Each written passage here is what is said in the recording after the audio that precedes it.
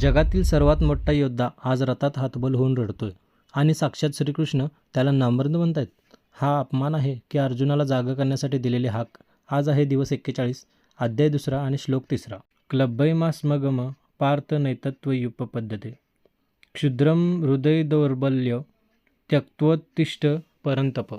श्रीकृष्ण म्हणतात, हे पार्था, या नपुंसकतेचा म्हणजेच कमकुवतपणाचा स्वीकार करू नकोस, कारण हे तुला शोभणारे नाही. हे परंतपा, हृदयाचे क्षुद्र दौर्बल्य म्हणजेच कमकुवतपणा सोडून देऊन युद्धासाठी उभे राहा. मित्रांनो, श्रीकृष्णाचे हे शब्द अर्जुनाच्या काळजाला लागणारे आहेत. ते म्हणतात, क्लब्बै म्हणजेच शंडपणा सोडून दे.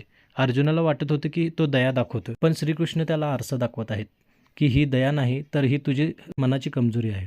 श्रीकृष्ण आपल्याला बजावून सांगतात की संकटाच्या वेळी पळ काढणं हे श्रेष्ठ माणसाचं लक्षण नाही. तुमच्या मनातील भीती, शंका आणि कमकुवतपणा झटकून टाका, कारण तुम्ही स्वतःच्या मनाशी लढून उभे राहत नाही तोपर्यंत तुम्ही जगातील कोणतंही युद्ध जिंकू शकत नाही. उत्तिष्ठ म्हणजेच उठा आणि संकटाचा सामना करा. श्रीकृष्णाने तर फटकारले, पण अर्जुन आता प्रतिप्रश्न करणार आहे. अर्जुनाचा हा भावनिक पेच उद्याच्या दिवस 42 मध्ये पाहूया आणि अशाच दररोजच्या गीताबोधासाठी आत्ताच मराठी गीताला फॉलो करा. जय श्रीकृष्ण.